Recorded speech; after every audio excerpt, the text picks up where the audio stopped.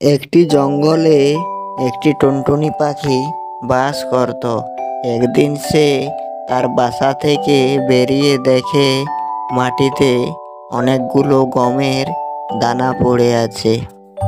তো কারো মূল্যবান দানা মনে হচ্ছে।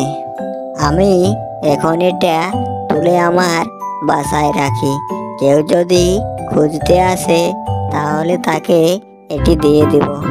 টুনটুনি গমের দানাগুলো নিয়ে গিয়ে তার বাসায় রাখে এবং ঘুরে এসে গাছের ডালে বসে থাকে।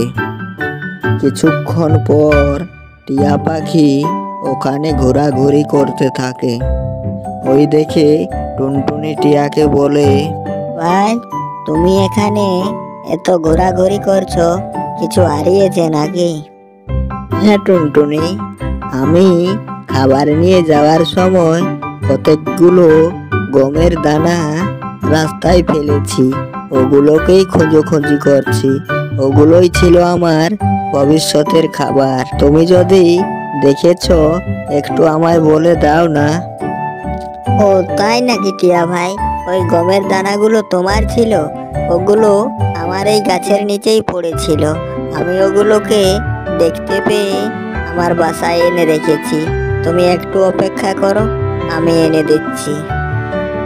কিছুক্ষণ পর টুনটুনি তার বাসা থেকে টিয়াকে তার দানাগুলো এনে দেয় এবং টিয়া আনন্দে তার দানাগুলো নিয়ে তার বাসায় চলে যায় এবং ওই টুনটুনির সততা দেখে ঝোপের আড়াল থেকে একটা ডিম গড়িয়ে গড়িয়ে টুনটুনির বাসার গাছের কাছে আসে। ও টুনটুনি, আমার নাম ডিমু। আমি জাদুর ডিম। আমি তোমার সততা দেখে মুগ্ধ। তুমি কথা বলতে পারো? তুমি কোথা থেকে এখানে এলে? আমি হলাম এক জাদুর ডিম, পুরো পৃথিবী ঘুরে বেড়াই। কয়েকদিন হলো তোদের জঙ্গলে এসেছি। আমি যেখানে যাই, যাকে সৎ মনে হয় তাকে কিছু না কিছু উপহার দিয়ে আসি। আজ আমি তোকে সৎ মনে করে জাদুর গাছ দিচ্ছি। এই গাছটিতে প্রতিদিন আলাদা আলাদা ফল ধরবে। এই বলে ডিমু তার জাদুর সাহায্যে টুনটুনির বাসার কাছে একটা জাদুর গাছ বানিয়ে দিল।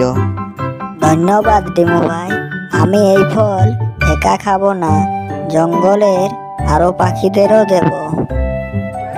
হ্যাঁ টুনটুনি, আমি ঠিক এমনটাই চাই। এই জন্য তোকে এই গাছটি দিলাম। টুনটুনির বাসার কাছে একটি গাছে কাক বসে আছে আর বসে বসে সে টুনটুনির বাসার দিকে তার জাদুর গাছটি দেখতে পেল। তার গাছে নতুন একটি ফল ধরে আছে। সেই দেখে কাকের খুব লোভ হলো। টুনটুনির ফলের গাছটিতে কত সুন্দর ফল ধরে আছে। টুনটুনি একা একা ফলগুলো খাচ্ছে, এটা তো অন্যায়। যাই, কোনো ছলনা করে আমায় ওর ফল নিতে হবে। কাক উড়ে এসে টুনটুনির বাসার কাছে এবং টুনটুনিকে বলে, ও টুনটুনি বোন, আমি কদিন হলো কিচ্ছু খাইনি, খুব কষ্টে আছি। তোমার গাছের একটি ফল দাও না আমায়। আরে কাকদা, এর জন্য সংকোচ করার কোনো দরকার নেই। এই ফলগুলো জঙ্গলের সব পাখির জন্য। তোমার খিদা লাগছে, একটি নিয়ে তুমি তোমার বাসায় গিয়ে খাবে, যাও। এই বলে কাক টুনটুনির বাসা থেকে ফল নিয়ে চলে গেল এবং তার বাসায় খেতে খেতে বলল, এই ফলগুলো খুব মিষ্টি।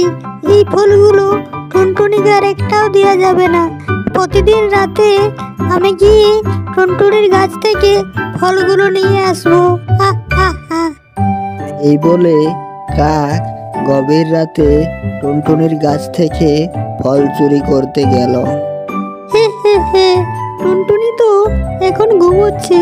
এই সুযোগ, ফলটা নিয়ে তাড়াতাড়ি পালিয়ে যায়।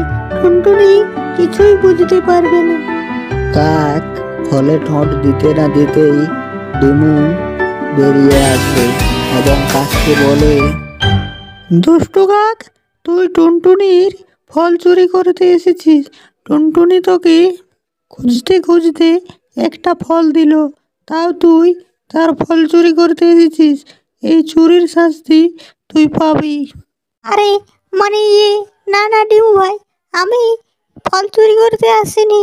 আমি তো এই রাস্তা দিয়ে যাচ্ছিলাম, গাছের এত সুগন্ধ, তাই একটু গন্ধ নিচ্ছিলাম আর কি। গন্ধ নিতে গেলে কাক ফল টানতে হয় না। আমি তোকে ফল টানতে দেখেছি, তুই নিশ্চয়ই চুরি করতে এসেছিস। সেই জন্য তোকে আমি শাস্তি হিসেবে তোর 7 দিন পর্যন্ত ফলের সাথে ঠোঁট আটকে থাকবে। তুই সব কিছু দেখবি কিন্তু কিছু খেতে পারবি না। এই হলো তোর শাস্তি, দুষ্টু কাক। এইভাবে কাক 7 দিন ধরে গাছের সাথে আটকে থাকে।